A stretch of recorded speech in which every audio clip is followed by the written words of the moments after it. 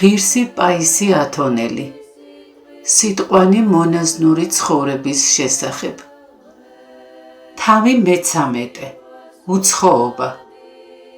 მამაო, ჩემი ოჯახის წევრების გამო, რომლებიც წვალობენ და იტანჯებიან, ძალიან მტკივა, მაგრამ ვერ ვგრძნობ იმავეს სხვა ადამიანების მიმართ, რომლებიც შესაძლოა მეტადაც იტანჯებიან. სამწუხაროდ ამას სხვებთანაც ვხედავ. თუ ზოგიერთ მონაზონს სტკივა, ამას განიცდის მხოლოდ თავისი შინაურების მიმართ, რომლებიც იტანჯებიან, მაგრამ ეს არ არის მონაზნური ცნობიერება. მონაზონი უკვე აღარ ეკუთვნის საკუთარ თავს და თავის ოჯახს. მან ღმერთს მიუძღვნა თავი, მას კი ღმერთი მთელი ქვეყნისთვის გასცემს. ამდენად მართებული იქნება სტკიოდეს არა თავისი ოჯახის წევრების, არამედ მხოლოდ სხვების გამო. სხვაგვარად, თუ კი მონაზონი თავის სიყვარულს არ ჩამოაცილებს თავისავე ოჯახის წევრებს და არ დაივიწყებს მათ, როგორ შეძლებს სხვა ადამიანები თავისიანად იგრძნოს? როგორ დაიწყებს კრთომას მისი გული ნებისმიერი უცნობი ადამიანისთვის, რომელსაც სტკივა? ამიტომ მონაზონი რამდენადაც შეუძლია სასტიკი უნდა გახდეს. გინდ სნეულება შეემთხვეს მის ოჯახის წევრებს, გინდ გარდაიცვალონ, უნდა თქვას, ამდენი ხალხი ავადდება, ამდენი ადამიანი კვდება, ამდენი სული იტანჯება. რატომ ჩემი შინაურებიც არ უნდა იტანჯებოდნენ მცირედით თავიანთი სულის საცხონებლად? უნდა გაითავისოს ეს მონაზნური სულისკვეთება არა სისასტიკის გამო, არამედ იმიტომ, რომ ამას მონაზნური სქემის არსი მოითხოვს. მონაზონი, როცა დისქემოსანი ხდება, დებს აღთქმას, რომ ტოვებს თავის დედას, მამას, დედმამიშვილებს, ნათესავებს და საკუთარ თავს ღმერთს უძღვნის. ამის შემდეგ როგორღა უნდა დაინტერესდეს მათი მდგომარეობით? თუ დაინტერესდება, ეს ნიშნავს, რომ დაავიწყდა დადებული აღთქმა და ღმერთი განზე მოიტოვა. მამაო, თქვენ არ ფიქრობთ თქვენს ნათესავებზე? გეტყვი, ჩემთვის ჩემი ნათესავები გარდაცვლილები არიან. ისინი წაშლილი მყავს მეხსიერებიდან. ჩემი გული ახლა მთელი ქვეყნისთვის კრთის. ჩემი გონება კი გამუდმებით ტანჯულ ადამიანებთან ტრიალებს. ამ დღეებში უამრავი ადამიანი ვნახე, პატარები, დიდები, ზოგის ტკივილი გავიზიარე, ზოგის სიხარული, ყველანი შინაურებად ვიგრძენი. მათი ასაკის შესაბამისად თავს გრძნობდი როგორც ბაბუა, როგორც მამა, როგორც ძმა. ჩემი სიძე კი, რომელიც კონიციდან მოვიდა, საერთოდ არ მინახავს. არადა როგორ დამეხმარა იგი მაშინ, როცა სტომიოში წავედი მონასტრის აღსადგენად. ღმერთმა მიაგო სასყიდელი იმისათვის, რაც მაშინ მონასტრისთვის გაიღო. თანაც მის სახლში წმინდა არსენი კაბადოკიელის წმინდა ნაწილები მქონდა დატოვებული 2 წლის განმავლობაში, როცა სტომიოდან სინას მთაზე ვიყავი წასული. თუმცა ახლა, როცა მოვიდა, არ გავსაუბრები ვარ, რადგან ოჯახის წევრები დავიწყებული მყავს. გგონიათ ამას სისასტიკის გამო ვაკეთებ? გგონიათ უგულო ვარ? უბრალოდ გულს საზღვრებიდან გადაცდენის საშუალებას არ ვაძლევ, რადგან თუ იგი საზღვრებს გადასცდება, დანაწევრდება. როცა ერში ვცხოვრობდი, რამდენი თავგანწირვა გადავიტანე, რათა ჩემს ოჯახს სახლის შესანარჩუნებლად შევწეოდი. ჩემი სიცოცხლე საფრთხეში იყო, როგორც გერმანელთა, ასევე ბანდიტების მხრიდან. იძულებით სამუშაოებზე მივყავდი, ყველა საქმე მე დამაწვა, მაგრამ საკუთარი თავისთვის ანგარიში საერთოდ არ გამიწევია. მახსოვს ერთხელ ჩემი ნაბოლარა ძმა ლუკა მძიმედ დაავადდა. მაშინ ყველაფერი მივატოვე და გამუდმებით მის გვერდით ვიყავი. არც სამუშაო გამხსენებია, არც სხვა რამ. მოგვიანებით, როცა წმინდა მთაზე ვიყავი, ლუკა ჩემს სანახავად მოვიდა კორცინუღლოს შვილთან ერთად და სურდათ 3 დღეს დარჩენილიყვნენ, რათა დამხმარებოდნენ, რადგან მაშინ კელიას ვაშენებდი. მე ისინი უკან გავაბრუნე, წადით არ მჭირდება დახმარება მეთქი, ვუთხარი მათ. ლუკა ცოტა მოშორებით ჩამოჯდა და ატირდა. მას შემდეგ აღარც კი მოსულა წმინდა მთაზე. იქნებ რომ მიმეღო და ტირილი არ დაეწყო, სარგებელი მიეღო. ვერც ის მიიღებდა სარგებელს და ვერც მე, მხოლოდ ბოროტებას შევამთხვევდი მონაზვნობას. ერთ დღეს ჩემს კალირთან კონიცელებმა გამოიარეს და მითხრეს, რომ ჩემი და გარდაიცვალა. რაც მაშინვე დამავიწყდა. საღამოს როცა მიცვალებულთათვის უნდა მელოცა, ჩემთვის თქვი, ვიღაცის შესახებ მითხრეს, რომ გარდაიცვალა, ვინ იყო და მაშინღა გამახსენდა. ეს უსიყვარულობისგან როდი იყო. მისი ქმარი ოკუპაციის დროს დაიღუპა. ის კი ქვრივი დარჩა 2 მცირეწლოვან ბავშვთან ერთად.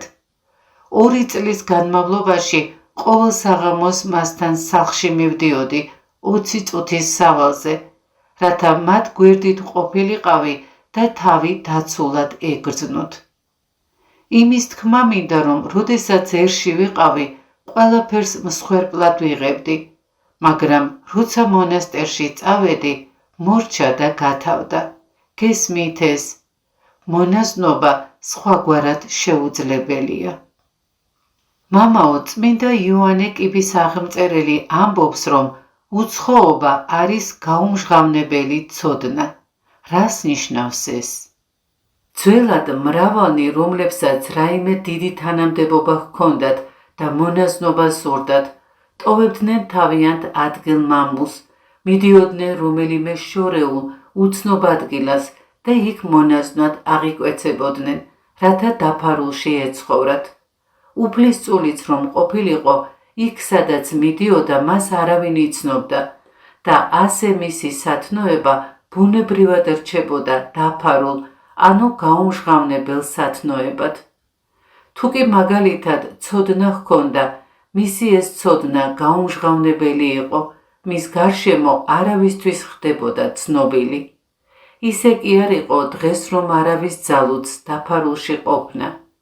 ცხადია, ვინმე რომ საკუთარ ადგილ მამულიდან შორს წასულიყო მონაზვნობისთვის, ეს დიდ ვაჟკაცობას მოითხოვდა. ვხედავთ დედათა მონასტრებშიც, როგორი ვაჟკაცობა ჰქონდა ზოგიერთ ქალს. ღირსმა ქსენიამ ფარულად დაუტევა თავისი სამშობლო რომი. სახელით შეიცვალა, ევსებია ერქვა და თავის მსახურებს უთხრა მისთვის ქსენია დაეძახათ და მივიდა უცნობ ადგილას, რათა უცხოსავით ეცხოვრა. უცხო ქსენია გახდა წმინდა ქსენია. წმინდა მელანიასაც როგორი ქონება გააჩნდა რომში. მთელ იმპერიაში არავის შეეძლო მისი ქონების შესყიდვა. მიუხედავად ამისა, მთელი მონაგარი გლახაკებს დაურიგა და სხვა მხარეს წმინდა ადგილებს მიაშურა სამოღვაწეოდ. როგორი ვაჟკაცობა ჰქონდათ ამ ქალებს, რომლებიც ქრისტეს სიყვარულისთვის უცხოობაში გადაიხვეწდნენ. საბოლოოდ კი განიწმინდნენ. ვისაც ვაჟკაცობა არ ჰქონდა, ქალად დარჩა. უცხოობა უმნიშვნელოვანესია მონაზვნისთვის. უდიდესი სასყიდელი ღვთისგან იმ მონაზვნებს ექნებათ, რომლებიც შორს გადაიხვეწდნენ თავიანთი სამკვიდროდან და არა მხოლოდ ვერ ხედავენ შინაურებს, არამედ სრულიად დაივიწყეს ისინი. ეს არის ნამდვილი განშორება. ევერგეტინოში მოხსენიებულია ერთი უდები მონაზონი, რომელიც თავისი უცხოობის წყალობით ცხონდა. იყო ერთი ბერი, რომლის მეზობლად 2 მონაზონი მკვიდრობდა. ერთი უცხო იყო, მეორე კი ადგილობრივი. უცხო მონაზონი უდები იყო სულიერ მოვალეობებში, მეორე კი ზედმიწევნით იცავდა მათ. როცა უცხო მონაზონი გარდაიცვალა, ბერმა იხილა ანგელოზები, რომლებიც გარდაცვლილის სულს მიუძღოდნენ და მოესმა ხმა. იგი უდებად ცხოვრობდა, მაგრამ თავისი უცხოობის გამო ცხონდა. შემდეგ მეორე მონაზნის აღსასრულის ჟამიც დადგა და მის გარშემო მისი სანათესაო შეიკრიბა. მაშინ ბერს არც ერთი ანგელოზი არ უნახავს და ღმერთს ევედრებოდა, როგორ მოხდა, რომ მას, ვინც უდებად ცხოვრობდა, ანგელოზები ჰყავდა თანამგზავრებად, ამას კი არა. მაშინ კვლავ მოესმა ხმა. ამ გულმოდგინე მონაზონმა აღსასრულის ჟამს გარშემო თავისი სანათესაო იხილა და ნუგეში მიიღო, მაშინ როცა უცხო მონაზონს შინაურთაგან არავინ ყოლია გვერდით და იტირა, ამიტომ იგი ღმერთმა ანუგეშა. მამაო, დების უმრავლესობა წარმოშობით ახლო მდებარე დასახლებებიდანაა. როგორი მიდგომა უნდა ჰქონდეთ თავიანთი ნათესავების მიმართ, რათა უცხოობა დაიცვან? სიმართლე რო ვთქვათ, დები, რომლებიც ახლო მდებარე დასახლებებიდან არიან, ხედავენ რა თესალონიკს თითქოს საზაფხულო აგარაკზე არიან. განა ეს სოფლისგან განშორებაა, ეს სავალალო უცხოობაა. რომც არ ხვდებოდნენ თავისიანებს, თავს მაინც მათ სიახლოვეს გრძნობენ და ამით ერთგვარ ადამიანურ ნუგერს, ადამიანურ დაცულობას გრძნობენ. შემდეგ როგორ გამოიხილავს მათ საღვთო ნუგეში? ამიტომ საჭიროა გააცნობიერონ, რომ თავი შორს უნდა დაიჭირონ თავიანთი ნათესავებისგან და მონაზნობას მთელი სერიოზულობით მოეკიდონ. იცხოვრონ უფრო სულიერად და არა ნელთბილად. მეტად იღვაწონ სულიერი ვნებების მოსაკვეთად. მიიღონ შენიშვნები. ნუ მოისურვებენ ისარგებლონ მთელი თავიანთი ღირსებით. ასევე მათაც, ვინც შორეული ადგილებიდანაა, გუნებაში უნდა თქვან, ესოდენი შრომა გავიღეთ, რომ შორიდან აქ მოვსულიყავით და ვერ წარმემატოთ, აფსუს სამგზავრო ხარჯები.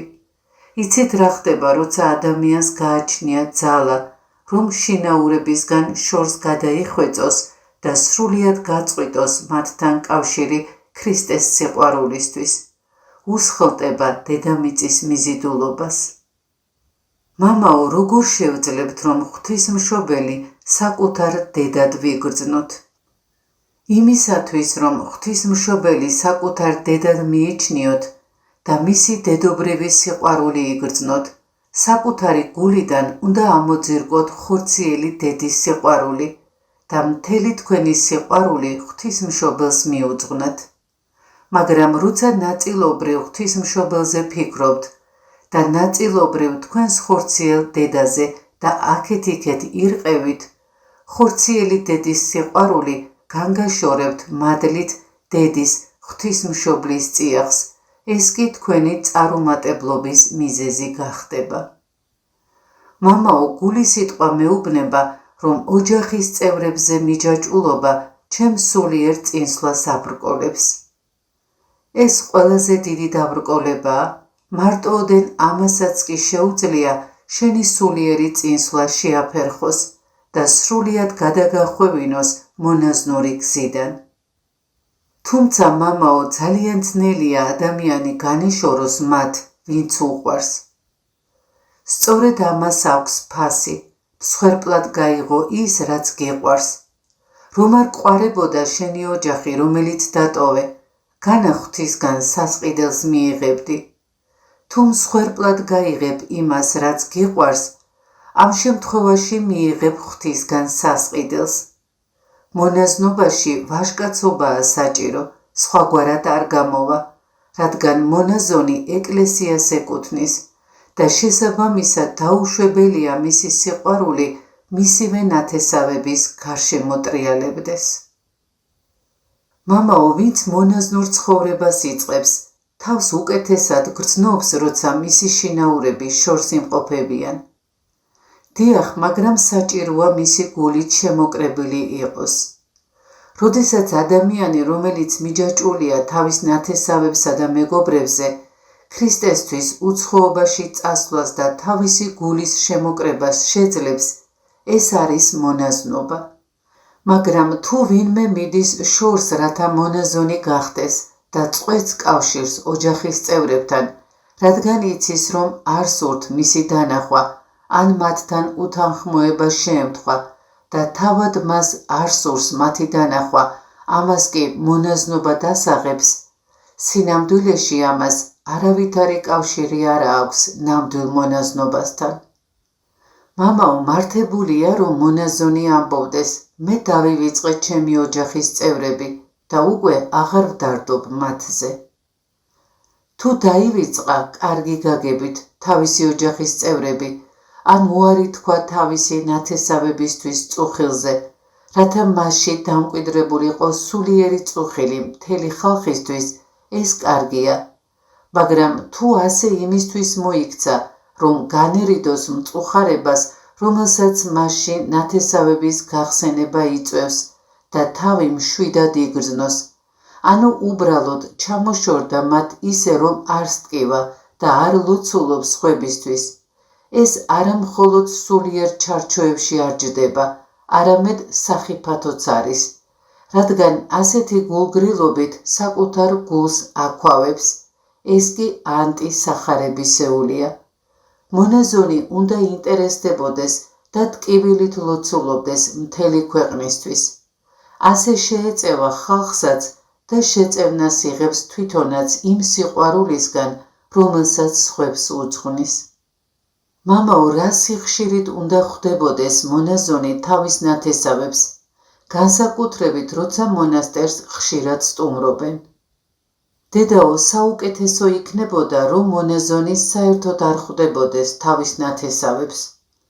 დავუშვათ კვირაში ერთხელ მოდიან მწუხრის ლოცვაზე. წუხრის შემდეგ ხვდებიან მას ეკლესიაში მცირე ხნით. ეს საკმარისია. მამაო, ჩემი ნათესავები რეგულარულად მოდიან მონასტერში და ჩემს ნახვას ითხოვენ, როგორ უნდა მოვიქცე. ახლა შენ აღარ ხარ ვიღაცის გოგონა, შენ მონაზონი ხარ, ამიტომ როცა შენი ნათესავები მოდიან, ვიდრე მათ სანახავად წახვალ, ყოველთვის კურთხევა უნდა ითხოვო იღუმენიასგან. ასევე ვკითხე თუ როგორ მოიქცე.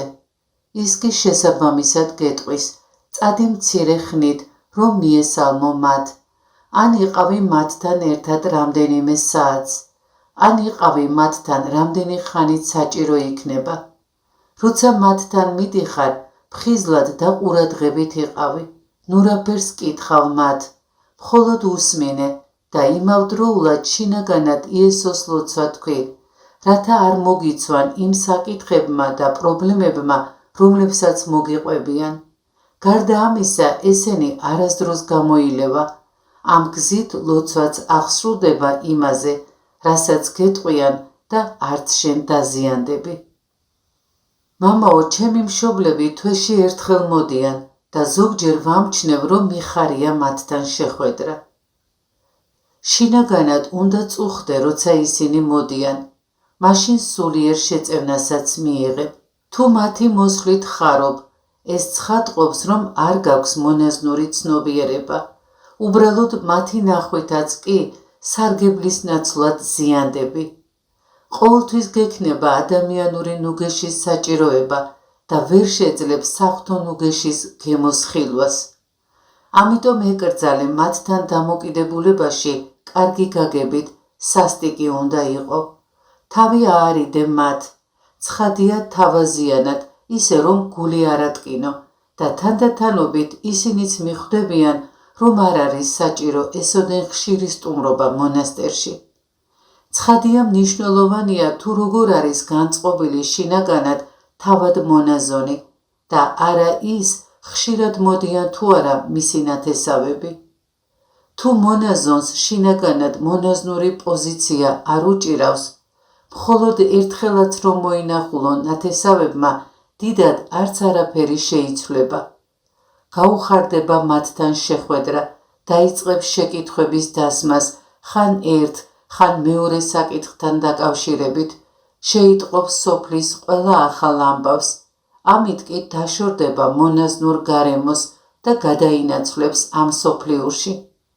მაგრამ თუ მართებული პოზიცია უჭირავს, სხვებსაც მართებულ ადგილს მიუჩენს, გინდ ხვდებოდეს მათ, გინდ არ ხვდებოდეს. მამაო, თუ რომელიმე ჩემი თანასოფლელი მოვა და საუბარს დამიწყებს თავის ოჯახზე და ან რაიმე საკითხზე, ხვდები, რომ ჩემთვის ეს დამაზიანებელია, მაგრამ როგორ ავარიდო თავი ამას? თუ მოითხოვ შენთან შეხვედრას და იღუმენია მასთან საუბრის კურთხევას მოგცემს, როგორც კი რომელიმე თავის პრობლემაზე დაგიწყებს საუბარს, შენ უთხარი, ჩვენც ვილოცებთ და ზედმეტ კითხვებს ნუ დაუსვამ. თუ გააგრძელებს, კვლავ უთხარი, ვილოცებთ. შემდეგ რაიმე სულიერი უამბე და მორჩა. მთავარია შენ არ დაუწყო კითხვების დასმა, როგორ არის მეზობელი, დაიწინდა, დაქორწინდა, გაშორდა. თუ ადამიანი მოისურვებს, ყველაფერს მართებულად გააკეთებს, ხოლო თუ არ სურს, საბაბს ეძებს, რომ საუბარში ჩაებას. ყველაფერი დამოკიდებულია მონაზონზე. თუ საგნებს მონაზნურად ხედავს, ხვდება როგორ უნდა მოიქცეს. სხვა დანარჩენი მიზეზებია მიზეზთა ცოდვისათა. მამაო, ზოგიერთი ჩემი ნათესავი ხშირად მოდის მონასტერში. ყოველ ჯერზე ჩემთან შეხვედრას ითხოვს და ჩვეულებრივ სოფლის ახალ ამბებს მიყვება. საჭიროა ცოტა მკაცრად ესაუბრო მათ, რათა ხშირად არიარონ. ამასთან ყურადღებით იყავი, რომ არ გათამამდნენ. მოვიდნენ, შენ ისე მოიქეცი, თითქოს არ მოსულან. თავისას გიყვებიან, შენ იესოს ლოცვა იმეორე. როცა ჩემთან კალივში ვინმე კონიცელი მოდის და ჩემი ნათესავების შესახებ დამიწყებს საუბარს, მე მის საუბარს თავს ვარიდებ და ასე ჩემიანების შესახებ ვერაფერს ვგებულობ. როცა სინას მთიდან დავბრუნდი და წმინდა მთაზე ივერონის კითში მივედი, ჩემს სანახავად ჩემი უფროსი ძმა რაფაელი მოვიდა და კონიცის ახალი ამბების თხრობა დაიწყო. ნუ მიყვები ახალ ამბებს, არ მსურს ვიცოდე ვინ ცოცხალია, ვინ გარდაიცვალა, ვინ დაიბადა, ვუთხარი მე. ასე რომ როცა მომდევნო ჯერზე მოვიდა, ისიც კი არ უთქვამს, რომ ჩვენი და გარდაიცვალა. მამაო, რადგანაც ჩემი მშობლები მონასტერს ემსახურებიან, ძალიან ხშირად მოდიან და ჩემთან შეხვედრას ითხოვენ, როგორ უნდა მოვიქცე. კარგი იქნება, რომ მათ თავაზიანად განუმარტო, რათა მიხვდნენ, რომ არ არის საჭირო შენთან შეხვედრა ყოველ ჯერზე, როცა მონასტერში მოდიან. საქმე მხოლოდ იმაში კი არ არის, რომ ეს დრო შენთვის მკვდარი, სულიერად უსარგებლოა. არამედ საჭიროა შენც გაიღო ერთგვარი მსხვერპლი, რომ არ შეხვდე მათ, რათა შენში იგრძნო საღვთო ნუგეში, რომელიც გვჭირდება როგორც ჩვენ მონაზვნებს, ისევე თქვენს მშობლებს. უამბე მათ ამბა პიმენსა და დედამისთან დაკავშირებული ფაქტი. ამბა პიმენი თავის 6 ძმასთან ერთად მოღვაწეობდა. როდესაც მათი დედა მათ სანახავად მივიდა, არავინ გამოვიდა თავისი სენაკიდან. საბრალო დედა ტიროდა და ევედრებოდა მათ, რომ გამოსულიყვნენ, რათა ენახა ისინი. მაშინ ამბა პიმენმა სენაკიდან გამოუსვლელად კითხა მას, სად გსურს ჩვენი ხილვა, აქ თუ მომავალ ცხოვრებაში? და იქვე დაარწმუნა, რომ თუ კი არ შეხვდებოდა მათ ამ ცხოვრებაში, აუცილებლად იხილავდა მომავალ საუკუნო სამყოფელში. მაშინ დედამ უპასუხა, თუ შესაძლებელია, რომ მომავალ ცხოვრებაში გიხილოთ, აქ აღარ მსურს თქვენი ხილვა და ისე წავიდა, შვილები არ უნახავს. მათაც სიმამაცე გააჩნდათ და როგორც აღმოჩნდა მათ დედასაც. იგი არაზროვნებდა ამ სოფლიურად, რადგან სწამდა მომავალი ცხოვრებისა. მამაო, როცა მონაზონი მიიღებს გადაწყვეტილებას გაწყვიტოს კავშირი თავისი ოჯახის წევრებთან, შესაძლებელია ისინი ახლოს იყვნენ, ის კი არ განიცდიდეს მათ სიახლოვეს. შესაძლებელია, მაგრამ ამისთვის სულიერი შრომაა საჭირო. თუ იტყვის მე არ მსურს ჩემს ნათესავებთან შეხვედრა, მაგრამ ისინი მაინც ითხოვენ და მხვდებიან, მაშინ საკუთარ თავს დასცინის. მაგრამ თუ მათი სტუმრობისას ეცდება, რომ არ შეხვდეს მათ და არ დამწუხრდება ამის გამო, მაშინ წარმატებაზე ფიქრით შეიძლება.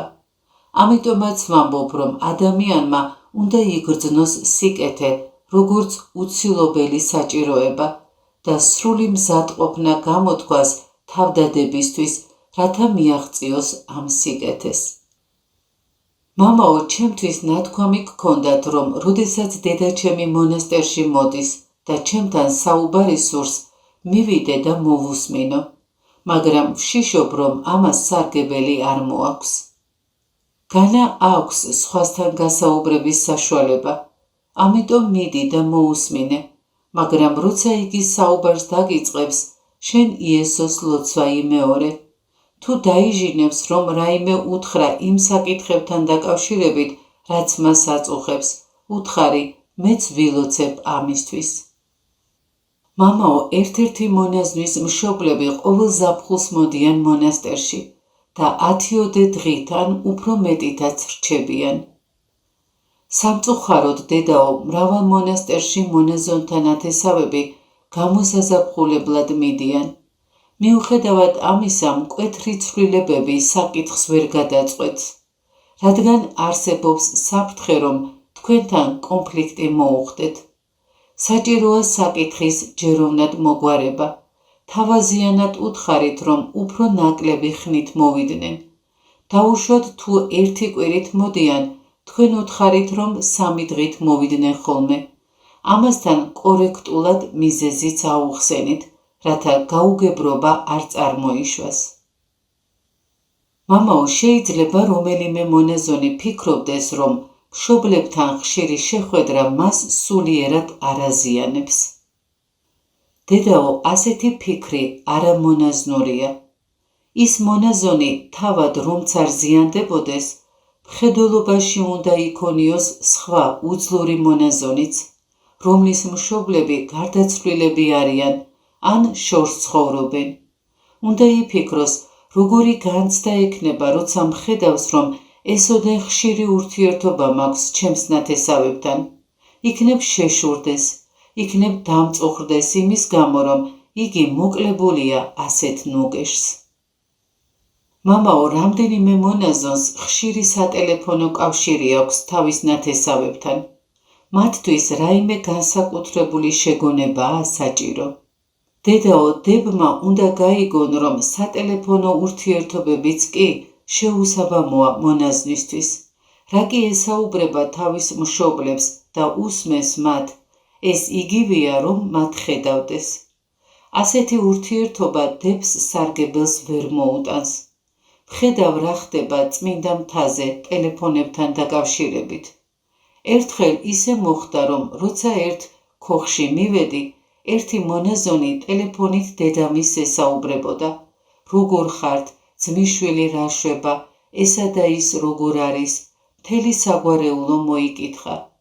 ცუდი ის არის, რომ შემდეგ ისე გრძნობდა თავს, თითქოს არაფერი მომხდარიყო. ვერც კი გააცნობიერა, რაოდენ აცდენილი იყო გზას. აბა ძველად ზოგად საცხოვრებელში სად უქონდა ტელეფონები. ხედავ საერო კომფორტი როგორ აზიანებს მონაზონს. მამაო, წავიკითხე, რომ მონაზონი არ უნდა ლოცულობდეს თავისი ნათესავებისთვის. მე მათ სახელებით ვიხსენებ მხოლოდ მაშინ, როცა მღვდელი კვეთის დროს პატარა ზარს რეკავს. ეს მართებულია. შეგიძლია, იმ დროს იფიქრე მათზე. მთავარია დღის სხვა მონაკვეთში არ გაგექცეს გონება მათკენ. წმინდა მამები ამბობენ, რომ მონაზნები არ უნდა ლოცულობდნენ თავიანთი ნათესავებისთვის, რადგან წინააღმდეგ შემთხვევაში შეიძლება მათი გონება გამუდმებით მათკენ მიილტოდეს. შემდეგ კი მათ დახმარებას ან ერში დაბრუნებასაც კი მოისურვებენ, რათა გვერდში დაუდგნენ მათ. არადა მონასტერში იმისთვის მოვედით, რომ ქრისტეს დავუნათესავდეთ.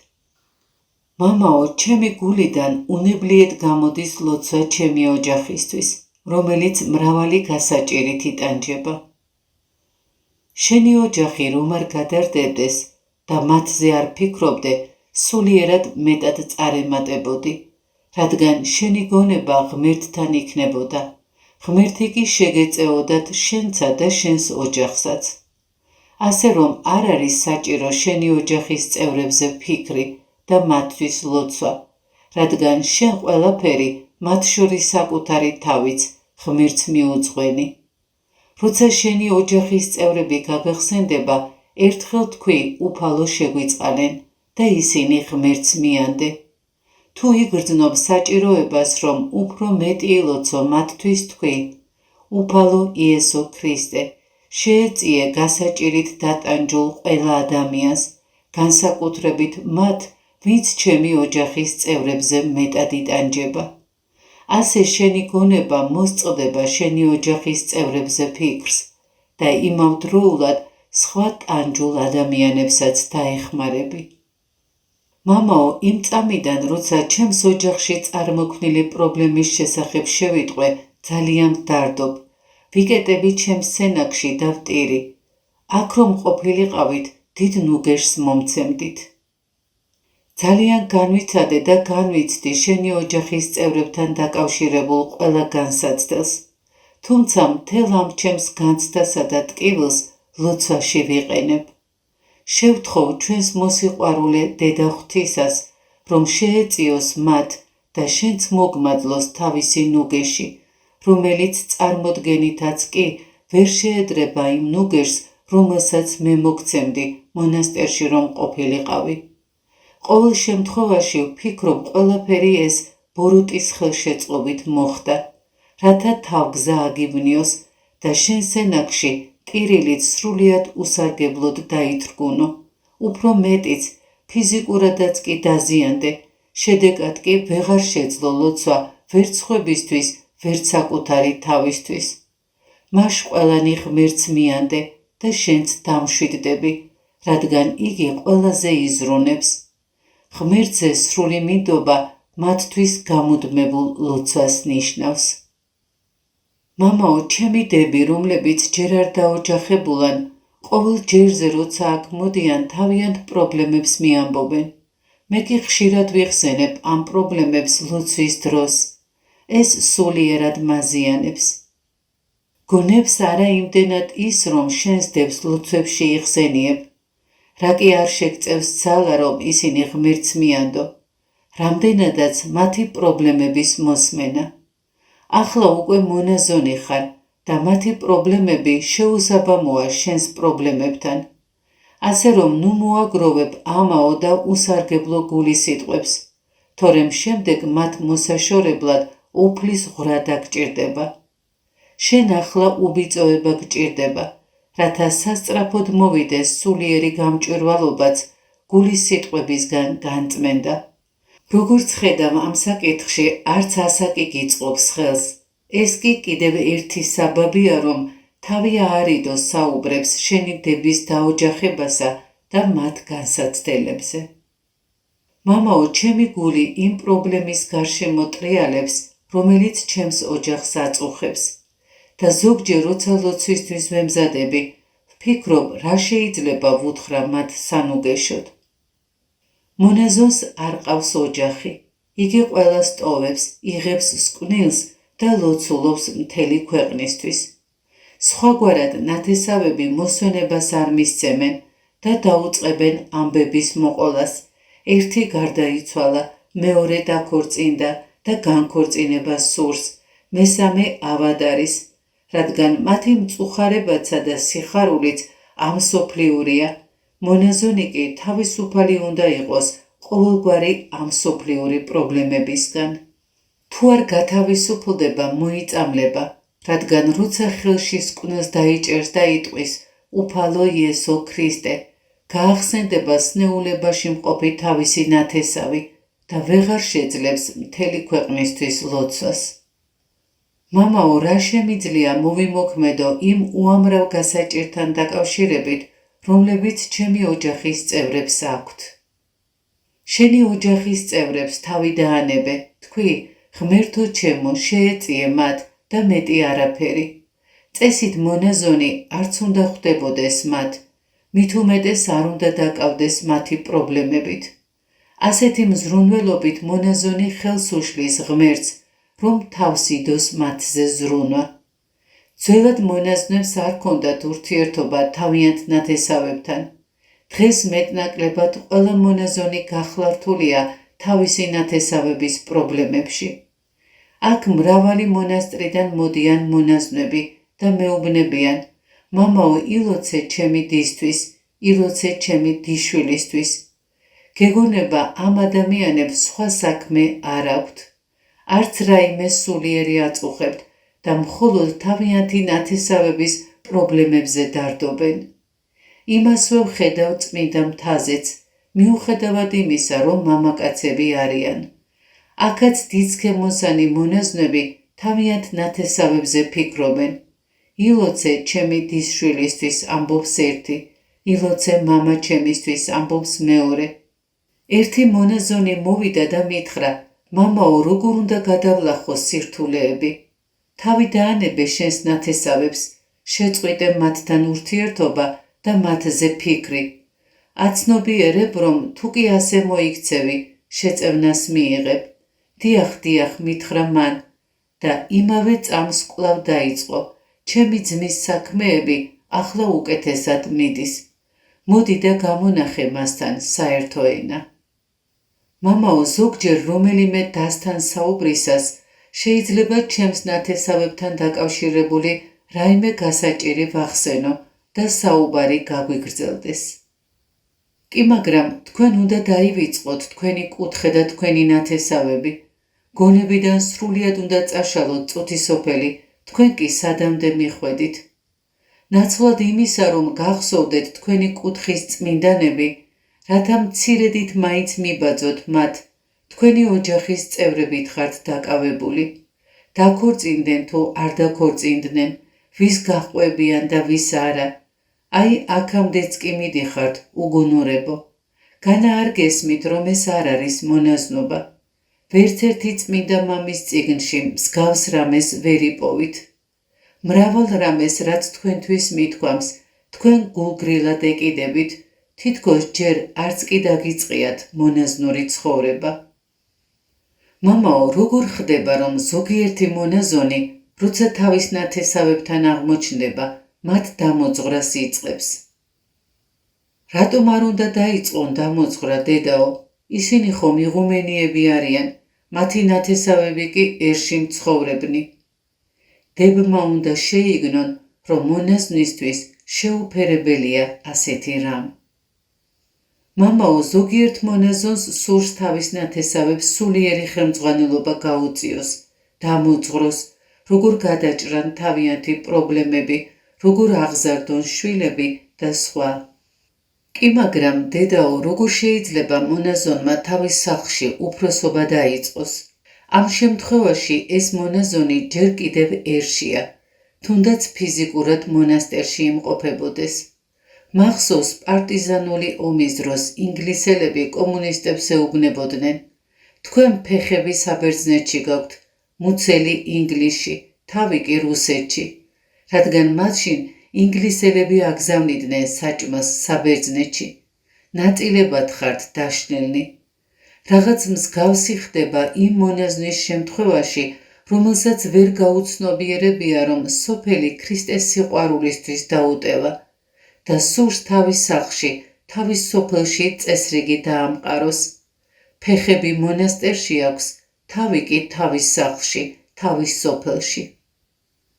მამაო, როცა ნათესავები აზრს მკითხავენ რომელიმე საკითხთან დაკავშირებით, როგორ უნდა მოვიქცე?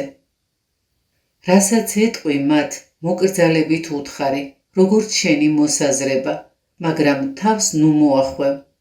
ამასთან იღუმენია ყოველთვის საქმის კურსში ჩააყენე. მამაო, დედაჩემთან უთანხმოება მომივიდა, რადგან ისეთ რამეებს უჭერს მხარს, რაც მისი ასაკისთვის შეუფერებელია. კი არ უნდა გაგეკიცხა დედაშენი, არამედ თავაზიანად დახმარებოდი, რომ თავისით მიხვედრილიყო ამას. ახლა რა მიიღე, ისიც დაამწუხრე, ვერც ვერაფერი შეცვალე და ვერც შენ დამშვიდდი, რადგან მონაზვნისთვის სრულიად შეუფერებლად მოიქეცი. მამაო, მამაჩემს არა აქვს ნათქვამი აღსარება და სულიერად ჯერაც მოუწესრიგებელია. ვუთხრა რამე. არა, იგი ღმერთს მიანდე და მან მოაგვაროს ეს საკითხი. შენ რომ მამა შენსთან დედა შენს უთხრა, წადი აღსარება თქვი, წადი და ეზიარე, ეს შეუსაბამოა. როგორ უნდა თქვა ასეთი რამ, ეს უტაქტობაა. გამოდის რომ რადგანაც შენ ანაფორით შეიმოსე, შეგიძლია მოძღვრობა დაიწყო და შენს მშობლებს რჩევები მისცე. ყურადღება მიაქცია ამას, ჩემო კარგო, ეს არასწორია. მამაო, ერთხელ ჩემ ძმას ვუთხარი მოძღვართან მისულიყო და აღსარება ეთქვა, მაგრამ არ მივიდა.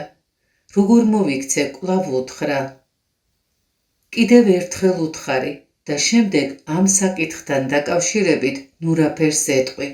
ღმერთს მიანდე. როცა მე მონაზონი გავხდი, ვფიქრობდი, ხომ არ წამექეზებინა ჩემი უმცროსი ძმა, რომ ისიც მონაზვნად აღკვეცილიყო. ეს საკითხი ერთ სულიერ მოძღვარს ვუთხარი. მან კი მკითხა. შენმა ძმამ იცის რომ მონაზვნად აღიკვეცე? დიახ იცის, ვუპასუხე მე. იცის სად იმყოფები? არა. თუ მოისურვებს რომ შენი ადგილმდებარეობა შეიტყოს, შეძლებს ამას? დიახ შეძლებს. მაშ თავი დაანებე. თუ გიპოვის და მონაზნობის სურვილს გამოთქვამს, მაშინ გამოდი შენი სენაკიდან და დაუთმე. ასე მითხრა და მას შემდეგ აღარც მიფიქრია ამ საკითხზე. მამაო, ვდარდობ იმის გამო, რომ ჩემი დები ჯერ კიდევ დაუქორწინებლები არიან. ვფიქრობ, როგორ შეიძლება მათ დავეხმარო. შენ როგორც ჩანს სოფელი დაუტევე, მაგრამ ყველაფერი ღვთისთვის არ მიგინდვია. ამიტომ იძულებულს მხდი გკითხო, დასაშვებია მონაზონი საერო საქმეებში ერეოდეს. წმინდა მთაზე მონაზნობისთვის მოვიდა ერთი ბიჭი, რომელსაც ყავდა 4 და, რომელთაგან 3 უკვე დაოჯახებული იყო. მე ვუთხარი რომ ისინი ღვთისთვის მიენდო, თვითონ კი თავის მოწოდებას შესდგომოდა და დებზე აღარ ეფიქრა. ასეც მოიქცა და 1 წელიწადში ღმერთმა 3-ვეს ხელი მოუმართა. დარჩა ნაბოლარა და, რომელიც ჯერ სკოლის მოსწავლე იყო. რაღაც დროის შემდეგ მონაზონი კვლავ დაინტერესდა დებით და პრობლემებმაც მაშინვე იჩინა თავი. იქამდე ღმერთი შეეწეოდა მათ, შემდეგ კი უკან დაიხია, რადგან საქმეში მონაზონი ჩაერთო. ეშმაკიც უმალვე ჩაერთო საქმეში და ყველაფერი თავდაყირა დააყენა. იმის თქმა მინდა, რომ შინაურების მიმართ მზრუნველობა არა მხოლოდ ჩვენს მონაზნურ გზაზე გვექცევა დიდ დაბრკოლებად, არამედ შინაურებისთვისაც დიდი თავსატეხი გახდება. დაკვირვებული ვარ, რომ როცა მონაზვნები ესწრაფვიან შინაურებს პრობლემების გადაჭრაში დაეხმარონ, აბრკოლებენ საღვთო ჩარევას და მის შინაურებს ყველაფერი უკუღმა მისდით. ანუ რამდენადაც ფიქრობენ მათზე, იმდენად ამრავლებენ მათ პრობლემებს, საბოლოოდ კი სრულებით იღუპებიან, ანუ მათ თავად მონაზვნები ღუპავენ. საქმე ოჯახების დაშლამდეც კი მიდის, რადგან მათ ღვთის მადლი ტოვებს. განსაკუთრებით, როცა მათ ფინანსურად ეხმარებიან, ეს იგივეა, რომ მათ ცეცხლს უკიდებს, არადა ისინი ღვთის მოწყალებისთვის რომ მიენდოთ, მათ ღმერთი დაეხმარებოდა. 1942 წელს ერთმა სათნოება მოსილმა მონაზონმა მრავალწლიანი სამოღვაწეო ცხოვრების შემდეგ შეიტყო, რომ დედამისი შიმშილით იტანჯებოდა და გადაწყვიტა დახმარებოდა მას. გზად შეხვდა ერთ ქალბატონს, რომელიც როგორც აღმოჩნდა, ყოვლადწმინდა ღვთისმშობელი იყო. საით გაგიწევია? კითხა მან. დედაჩემის დასახმარებლად მივდივარ, უპასუხა მონაზონმა. ღვთისმშობელმა კი უთხრა, მაშინ მე ვწყვეტ შენი დედისთვის მზრუნველობას. არა ღვთისმშობელო, მე ახლავე უკან ბრუნდები, შენ კი დედაჩემთან წადი, მიუგო მონაზონმა.